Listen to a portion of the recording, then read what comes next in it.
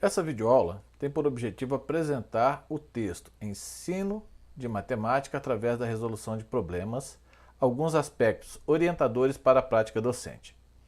Os autores são Bruno Rodrigues Teixeira e Edilaine Regina dos Santos. Antes da gente começar, vou chamar a atenção para alguns pontos. Os slides utilizarão muitas citações. Então, de novo, lembrando qual o objetivo desta videoaula, que é apresentar o texto. Então, vou destacar alguns pontos, alguns parágrafos, alguns trechos que eu acho importante para o entendimento do assunto que está sendo tratado. Nas citações diretas do texto, indicaremos apenas a página onde ela se encontra. E nas citações de outros textos, colocaremos a referência completa, porque se for necessário, você poderá consultar esse outro texto como um apoio. De qualquer forma, é fundamental a leitura do texto original. Somente com essa videoaula não dá para ter uma ideia do conteúdo do texto. Essa videoaula tem o objetivo de apresentar, destacar alguns pontos, mas é lógico, ficarão diversas lacunas se você apenas assistir a videoaula. Por isso é fundamental a leitura do texto. Antes de apresentar o texto, vamos trazer alguns conceitos ou algumas observações que são importantes, tá? O que é fazer matemática? A perspectiva da resolução de problema, para mim, ela está associada diretamente à ideia do fazer matemática, que é trabalhar em uma perspectiva onde o aluno não encontrará respostas prontas e imediatas para as tarefas propostas. Ele deverá mobilizar seus conhecimentos e buscar o que lhe falta, pesquisando ou com o auxílio do professor e dos colegas. Então, é diferente daquela ideia de aplicar uma fórmula, de ter uma solução pré-definida. Então, fazer matemática é buscar algo que você necessita para resolver aí uma situação, um problema. Existem diversas perspectivas que eu entendo que se encaixam dentro dessa proposta de trabalho. Então, nós temos aí modelagem matemática, nós temos trabalhos com projetos, cenários para investigação, tarefas exploratórias investigativas e a resolução de problemas. Sendo que, para nós, o foco vai ser, nesta videoaula, essa última, resolução de problemas, como o próprio texto já indica, né? Agora, a resolução de problemas é uma expressão usada em basicamente dois sentidos. E aí eu estou utilizando a Unochic e o Oliveto como referência para isso que eu vou trazer, tá? Então nós temos a resolução de problemas, iniciando com letras maiúsculas, e aí pode ser somente o R, ou em alguns lugares também o P, resolução de problemas, com as duas iniciais com letras maiúsculas. Quando elas estão assim, eles estão fazendo uma referência a uma disciplina ou uma teoria. Nesse sentido, a resolução de problema, é uma área de conhecimento que estuda e pesquisa cientificamente, por meios de métodos científicos, o ato de resolver problemas, classificando, ordenando e interpretando os fatos e as realidades no contexto escolar. Com isso, busca-se compreender sua relação com o processo de ensino e aprendizagem, neste caso específico da matemática, com os aspectos cognitivos, psicológicos, epistemológicos, metodológicos e etc.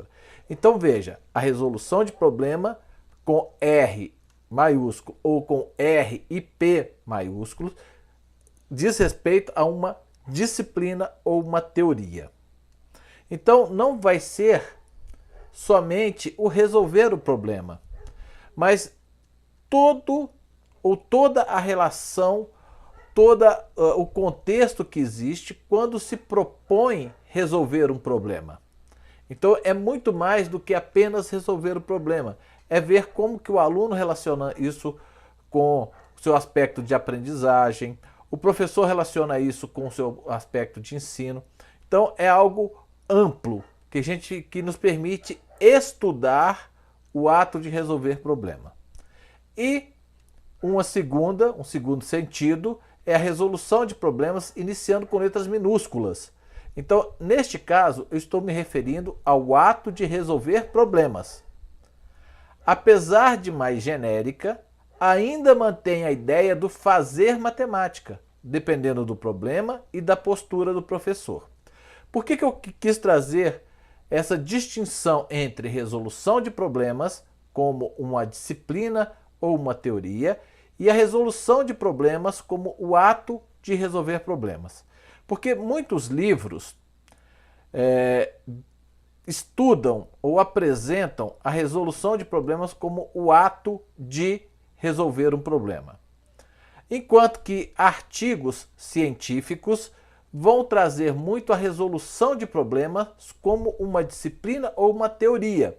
E dentro desses artigos, muitas vezes, nós conseguimos retirar alguns elementos que nos permitem entender ou estruturar a aula ou estruturar um problema. Mas se eu estou olhando para a prática de sala de aula,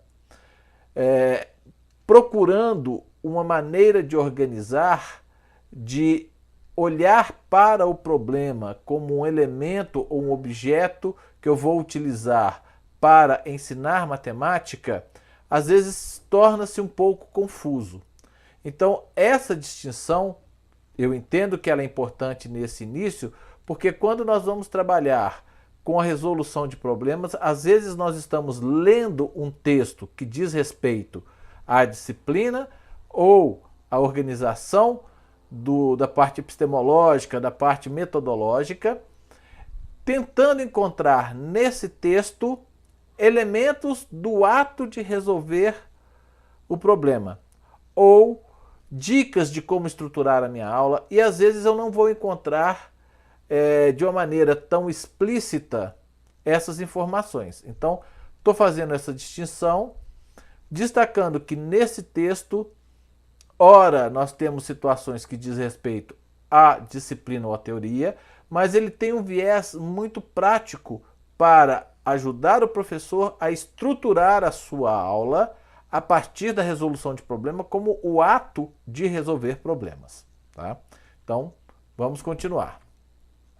Iniciando a apresentação do texto. Bom, quem são os autores? É importante quando nós pegarmos um texto que a gente vai utilizar para um estudo, tentar identificar quem são os autores, para que a gente possa utilizar textos de pessoas que são referências. Então, tanto o Bruno Rodrigues Teixeira quanto a Edilaine Regina dos Santos, eles são doutores em ensino de ciência e educação matemática. Os dois são docentes do Departamento de Matemática da Universidade Estadual de Londrina. Então, eles têm uma formação que lhes garante um lugar onde eles falam com propriedade. Ok? Então, passamos para frente. Introdução. Aqui eu já trago a introdução, a área ou a seção do texto, chamada introdução, e dela eu retirei o seguinte parágrafo. Segundo Lester, 2013, página 259, tradução dos autores desse texto, diferentes perspectivas sobre o que a aprendizagem matemática envolve terão uma enorme influência sobre o que os professores devem ser capazes de fazer em suas salas de aula. O que os autores estão chamando a atenção neste parágrafo? É que a forma como o professor entende como que se ensina, a perspectiva que ele tem da aprendizagem de matemática, envolve de maneira... influencia a maneira como eles vão fazer matemática na sua sala de aula ou como eles vão ensinar a matemática em sua sala de aula. Então, quais são algumas dessas perspectivas? Bom, nós temos aqueles professores que acreditam que a matemática, para ser aprendida, deve ser decorada. Decoram-se as fórmulas, decoram-se os teoremas, decoram-se as formas geométricas e assim por diante. E o aluno passa a reproduzir aquilo que ele ouviu ou que ele leu na sala de aula. Uma outra perspectiva são aquelas pessoas, aqueles professores que acreditam que a matemática entra pelos dedos. Assim, quanto mais exercício se fizer, mais se treina e mais matemática se aprende. Veja que esses dois aspectos, essas duas perspectivas, elas estão muito ligadas ao que nós chamamos da perspectiva tradicional do ensino de matemática.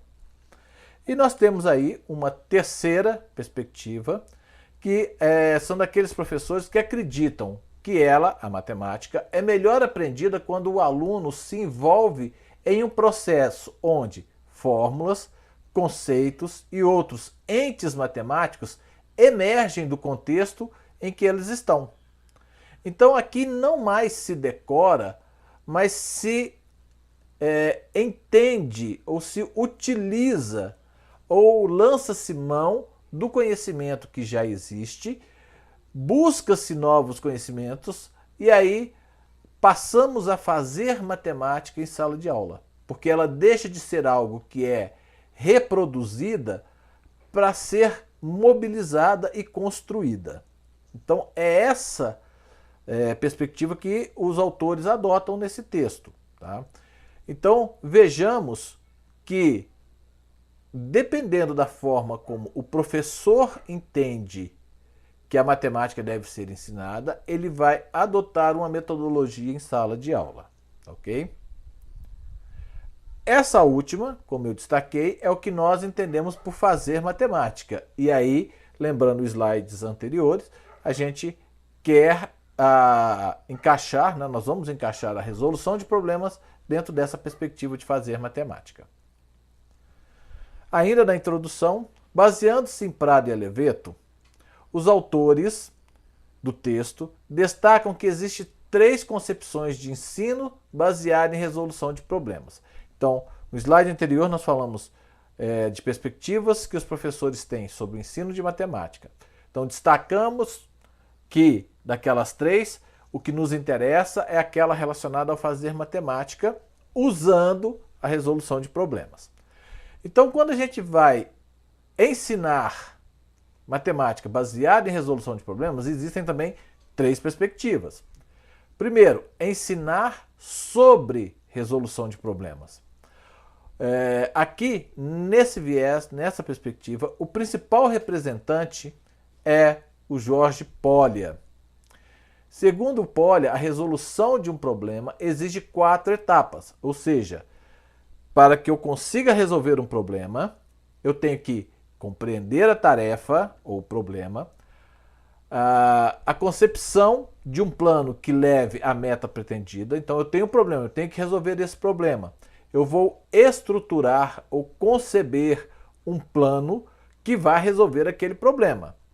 A terceira etapa é a execução desse plano.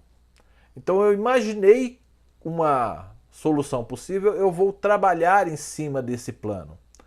E a quarta etapa é, após executar o plano, fazer a análise para determinar se a meta foi atingida.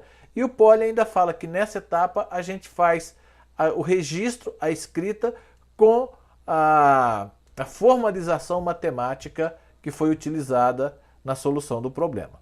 Então, ensinar sobre a resolução de problemas é trabalhar essas 4 etapas, permitindo ou tentando fazer com que o aluno use essa heurística para resolver qualquer tipo de problema. Uma segunda perspectiva é ensinar para a resolução de problemas. Nessa perspectiva, os professores costumam utilizar os problemas para apresentarem aplicações de conteúdos matemáticos. Primeiramente, apresenta-se uma parte teórica dos conteúdos matemáticos e depois propõe problemas sobre aquele conteúdo. Essa é a forma como a maioria dos professores realiza seu ensino nas aulas de matemática. Eu acho que todos nós, quando lembramos das nossas aulas de matemática na escola, a gente vai ver que em algum momento algo desse tipo aconteceu. O professor coloca a teoria e depois dá problemas para que a gente use aquela teoria ou aqueles conceitos para resolver esses problemas. E a terceira perspectiva é ensinar matemática, ou ensinar através da resolução de problemas. Se trata de um trabalho em que um problema é o ponto de partida e orientação para a aprendizagem. Então, ele começa a apresentação do conteúdo com o problema. E esse problema vai orientar a aprendizagem de matemática. Além disso, a construção do conhecimento se faz através da resolução desse problema. Então veja que essa perspectiva é diferente das outras duas. Aqui eu quero ensinar matemática através do problema, da resolução de um problema. Novamente eu quero chamar a atenção para alguns pontos. A Uno Chico e o Alevato propõem uma estrutura para organizar a aula com resolução de problemas. Então, se o professor quer utilizar essa resolução de problema como metodologia de ensino, eles propõem essas nove etapas. Primeiro, preparação do problema. Segundo, leitura individual do problema, cada aluno lê esse problema individualmente. A leitura em conjunto, a resolução do problema em si, ou a execução da resolução do problema. O professor passa a observar e a incentivar os alunos durante essa resolução, o registro da resolução na lousa, uma plenária, a busca de consenso e a formalização do conteúdo. Então são 9 essas etapas. Por que eu estou apresentando elas aqui no início da nossa videoaula? Para que você observe que o texto ele acompanha essas 9 etapas. De uma maneira ou de outra, o texto se aproxima desses 9 passos. Então ele vai apresentando o texto como uma maneira prática de se estruturar a aula com resolução de problema, aproximando-se dessas 9 etapas. Então vamos continuar. A segunda seção do texto, sobre o planejamento da tarefa matemática. Veja que foi o primeiro, essa se aproxima aqui do primeiro passo, que é a preparação do problema. Então no texto a gente pode ler o seguinte: segundo Van der Walle, 2009, página 68, um elemento-chave para o ensino com resolução de problemas é a seleção de problemas ou tarefas apropriadas. Por quê? É lógico que se eu vou trabalhar com o problema sendo o cerne, o núcleo da minha metodologia ou da minha estratégia de ensino, eu preciso selecionar muito bem esse problema. Então, o problema é tudo aquilo que não se sabe fazer, mas que se está interessado em resolver. Então, isso é fundamental, porque se eu coloco um problema 2 mais 2, por exemplo, qual o resultado de 2 mais 2? Isso é um problema. Mas será que esse problema, ele me estimula? Será que eu fico interessado em responder isso? Ou será que eu vou responder mecanicamente? Então, dependendo do tipo de problema que eu estou propondo, eu vou envolver o meu aluno ou não. Então, a seleção do problema é muito importante. É importante lembrar também que um problema é ponto de partida e orientação para a aprendizagem, e a construção do conhecimento se faz através de sua resolução. Nós vimos isso no slide anterior. Então, é importante lembrar que esse problema ele tem que estimular o aluno. Eu não posso trazer um problema que seja algo maçante. É lógico que eu não consigo trazer um problema que vai atender a expectativa de todos os alunos, né? Mas eu tenho que tentar alcançar o máximo de alunos possível.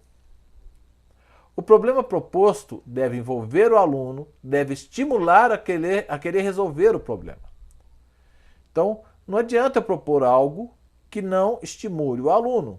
Então, esse problema ele pode estar relacionado com o dia a dia, ele pode estar relacionado com um contexto da própria matemática, ele pode estar relacionado a um jogo.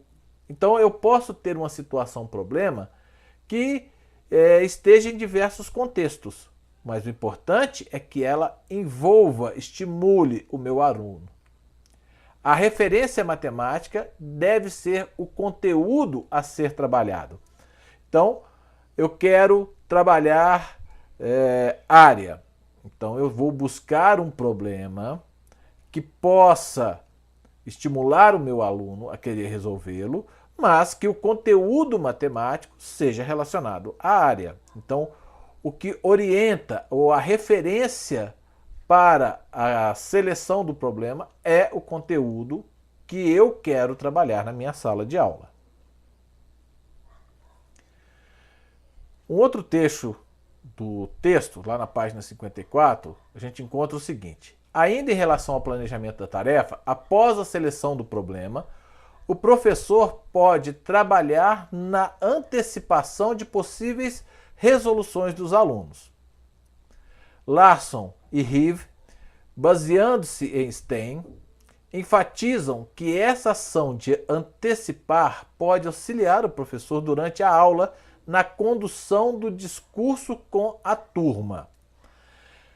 Por que é importante isso no planejamento? Quando eu proponho para os meus alunos um determinado problema, eu, enquanto professor, preciso ter a ideia de quais são as possíveis soluções que esses alunos vão encontrar ou vão propor para esse problema. Porque na matemática é muito comum a gente ter diversas perspectivas ou diversas abordagens para uma resolução de problemas. Então, se eu já consigo antecipar, eu consigo também dialogar de uma maneira mais eficiente com o meu aluno, apresentando ou relacionando o assunto matemático com a estratégia que ele está tentando utilizar. É lógico que, à medida que eu proponho, que eu uso um determinado problema, maior vai ser a minha experiência com ele. Então, no primeiro momento, eu imagino algumas soluções, mas no meu dia a dia da sala de aula, ao colocar esse problema, eu posso encontrar outras estratégias que os alunos vão utilizar. Então, aquilo acaba sendo, para mim, uma referência nas próximas vezes onde eu for usar aquele problema. Então, é necessário pensar no que se deseja e no que os alunos podem fazer para resolver esse problema. Prever dificuldades, dúvidas e outros fatores de impedimento que podem levar o aluno a ter dificuldade na resolução desse problema.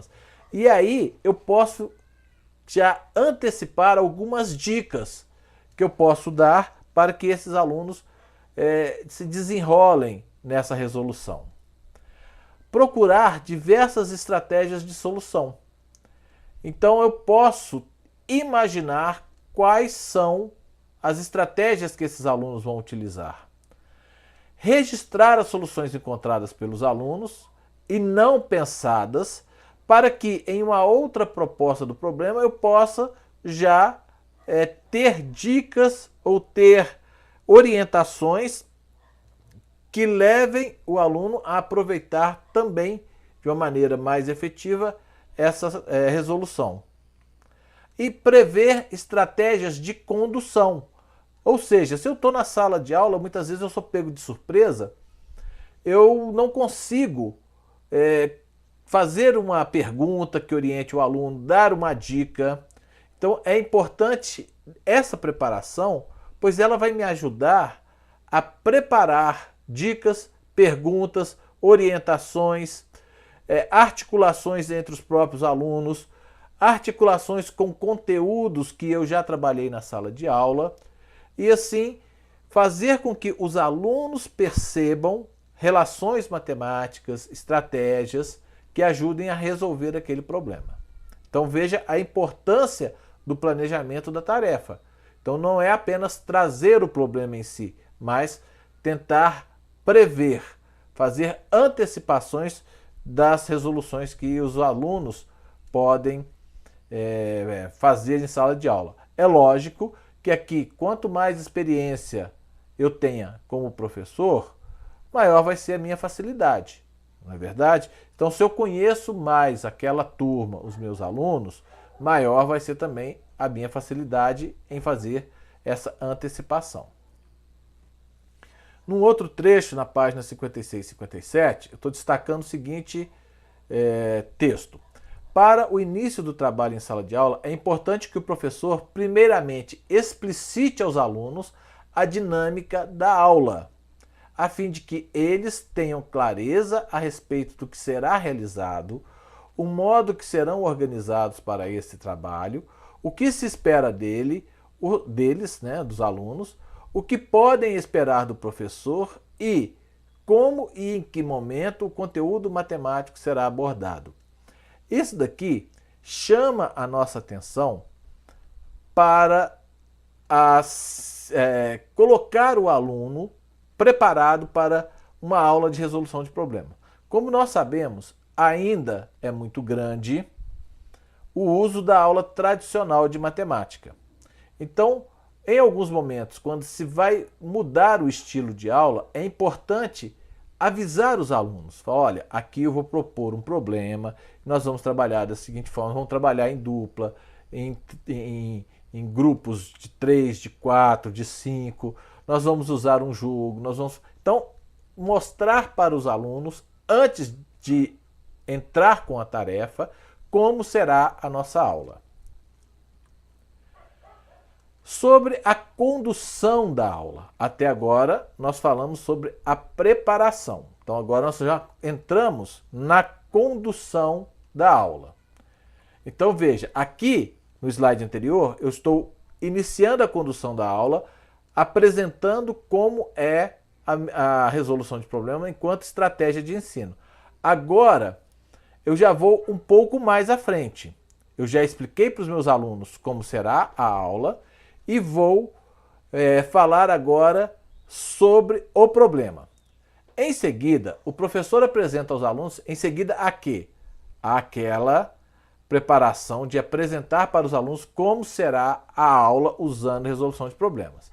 Então, o professor apresenta aos alunos, seja por meio de registro na lousa, seja impresso, o enunciado do problema gerador.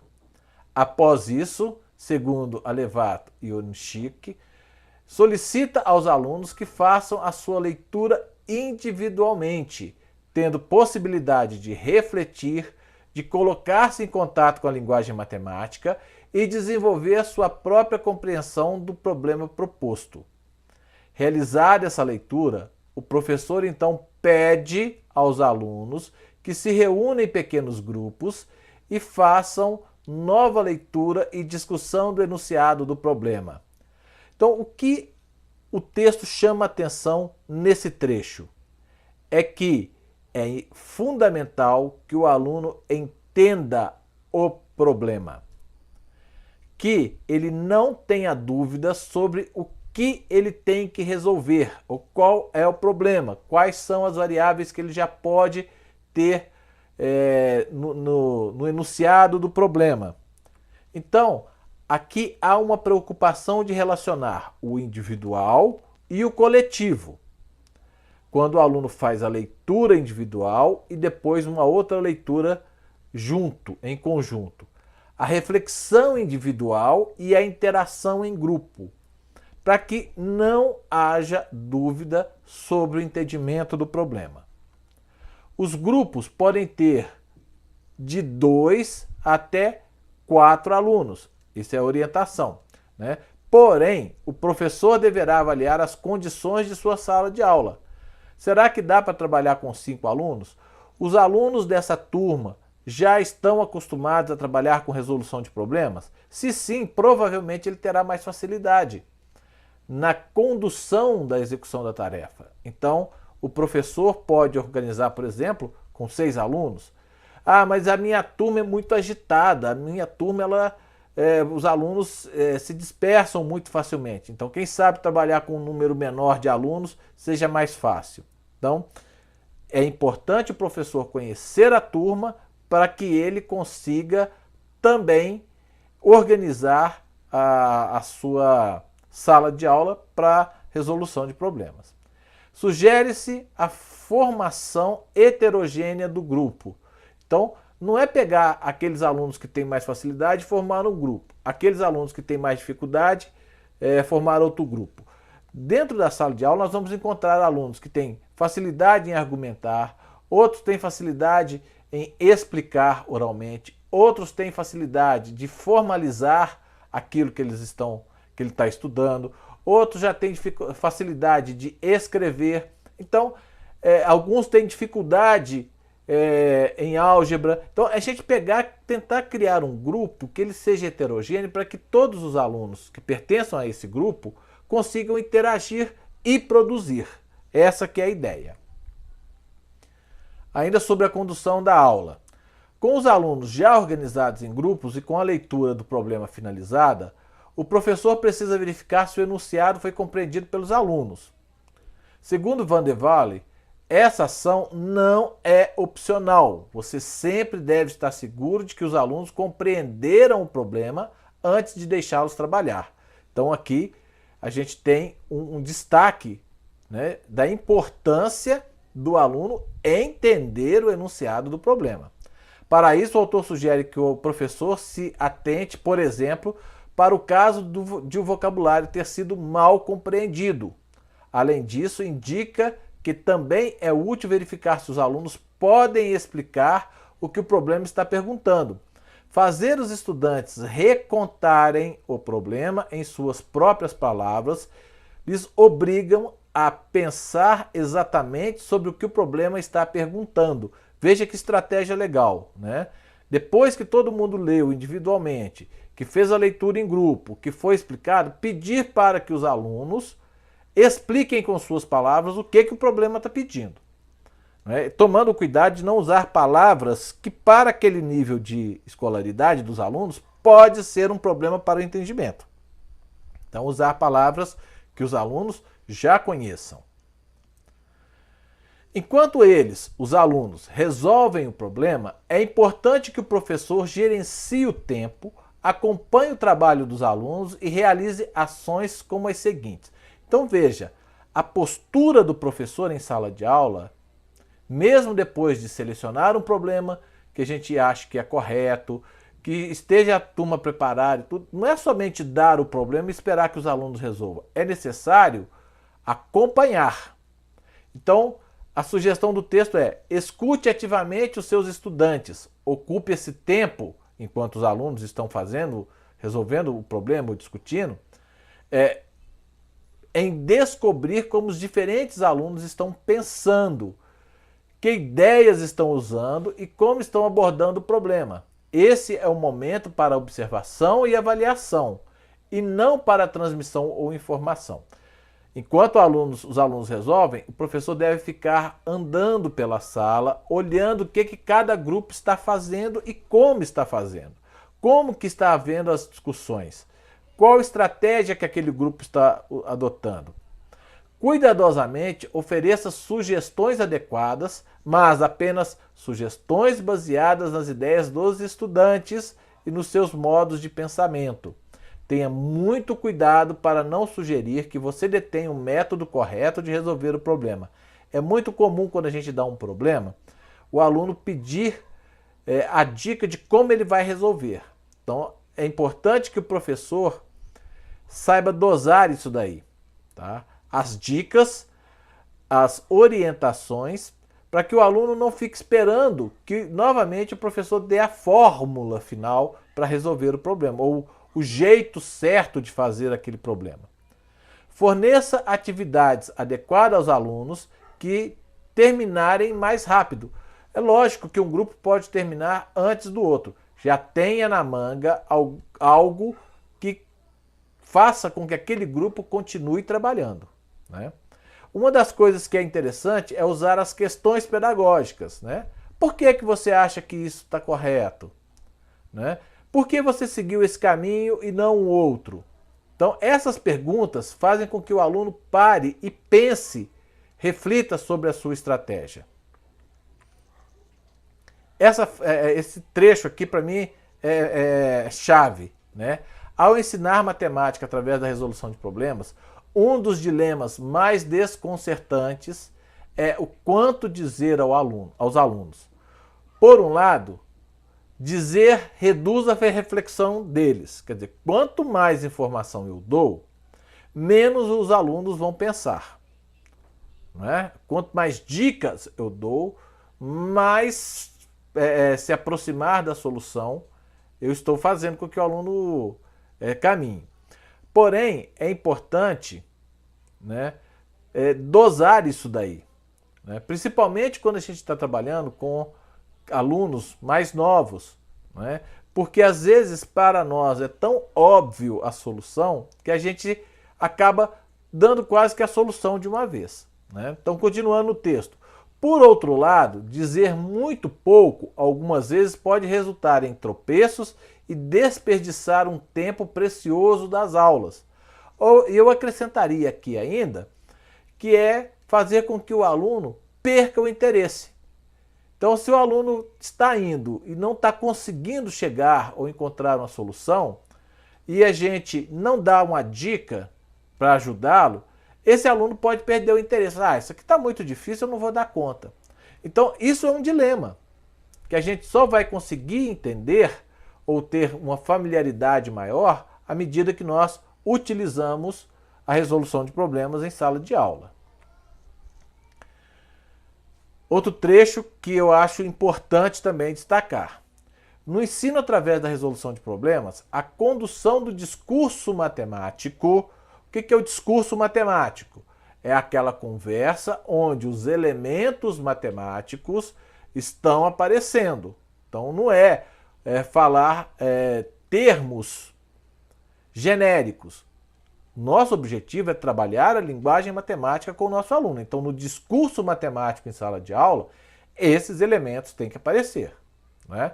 Então, a condução do discurso matemático é uma atividade altamente complexa para os professores. Por quê? Muitas vezes a gente já tem o domínio dessa linguagem matemática e os alunos não. Então, como dosar isso daí? Larson e Rive abordam um modelo de 5 práticas proposto por Stein para orquestrar discussões matemáticas produtivas com toda a turma, que enfatiza aspectos que podem ser planejados com antecedência para orquestrar discussões matemáticas. Lembra quando a gente estuda e vai propor um problema, quais são as possíveis soluções que os alunos vão adotar? Então, quais as estratégias que eu imagino? Para cada uma das dificuldades que eu imagino que os alunos terão, quais são as dicas ou as perguntas que eu posso fazer? Então, as 5 práticas são: antecipar as respostas dos alunos. Isso está lá no planejamento. Monitorar as respostas dos alunos durante a fase de exploração. Enquanto os alunos estão resolvendo, eu estou acompanhando as discussões dos grupos, eu vou passando pela sala e fazendo esse acompanhamento, monitorando. Eu faço selecionar as respostas dos alunos para a discussão com toda a turma. Então, eles conseguiram resolver alguns que eu vejo que têm um potencial maior para o discurso matemático, eu seleciono aquelas respostas para depois discutir com a turma. Sequenciar as respostas dos alunos. Então, às vezes, tem uma que é menos precisa, outra que já está mais completa. Então, eu vou organizar essas respostas para que os alunos percebam essa afinação do discurso matemático ou do conteúdo matemático. Né? Então, eu vou criando uma sequência onde isso apareça de uma maneira lógica. E conectar as respostas dos alunos entre si e com as ideias matemáticas poderosas, que são aquelas que têm o maior potencial.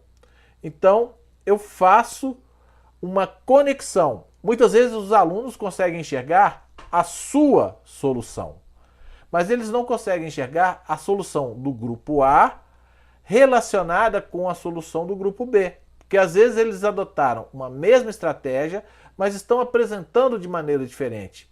E aí cabe ao professor fazer essa conexão. A prática de fazer conexões baseia-se em e se beneficia das práticas que as precedem. Então, veja, é importante todo aquele planejamento e todo aquele acompanhamento da sala de aula, né? A partir daí é que eu consigo fazer com que esse discurso matemático flua na sala de aula.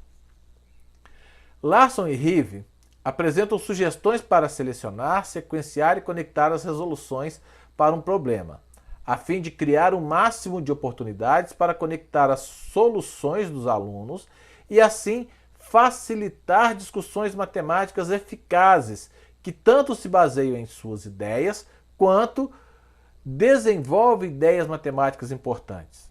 Algo fundamental no ensino através da resolução de problemas, em que as resoluções servem como suporte para as discussões e ponto de partida para a sistematização de ideias e a formalização de conceitos e procedimentos matemáticos.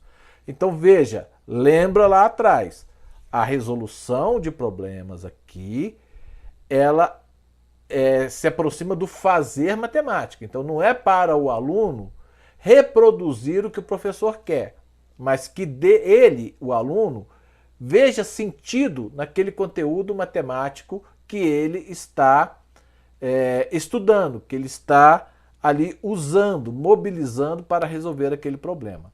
Então, quais são algumas dessas estratégias que podem ser usadas? Selecionar alguns alunos ou pedir voluntários para apresentarem os trabalhos para a turma. É aí que a gente faz a apresentação da plenária. O aluno vai lá no quadro, coloca a sua solução e depois ele vai explicar. Induzir e propor discussões sobre o problema ou as soluções encontradas, valorizando as estratégias, vantagens e desvantagens de cada uma. Mas isso é feito na plenária e o professor induzindo. O que vocês acharam? A solução do grupo A ficou melhor do que a do grupo B? Por que vocês acham isso? Né? Então é isso, é o professor mobilizar os alunos para se expressarem matematicamente. Então é aquela ideia do discurso matemático.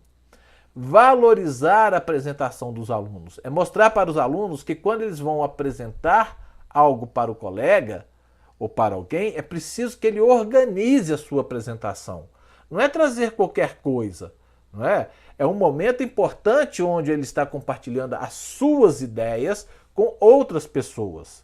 Então é um momento dele organizar, dele se preparar e de aproveitar aquele momento. Então veja, trouxe de novo aquele slide, né? Primeiro, preparação do problema, leitura individual, leitura em conjunto, resolução de problemas, observar e incentivar os alunos, registro das soluções na lousa, plenária, buscar o consenso e a formalização do conteúdo. Estão vendo como o texto se organizou muito próximo disso? Não é? É importante a gente observar, porque isso aqui pode ser um roteiro para nós também. Bom, uma referência que eu usei aí, que não está no texto, é essa daí da UNO-CHIC do Elevato, Pesquisa em Resolução de Problemas, Caminhos, Avanços e Novas Perspectivas, que está lá na revista Bolema. Tá? Bom, é isso, espero que você tenha aproveitado, tenha entendido. Ouça, assista essa videoaula caso sinta necessidade e leia o texto. Agora que você já foi apresentado para ele para algumas ideias importantes, é fundamental você ler o texto e, se necessário, volta a assistir esta videoaula. Então é isso, até uma próxima videoaula e bons estudos.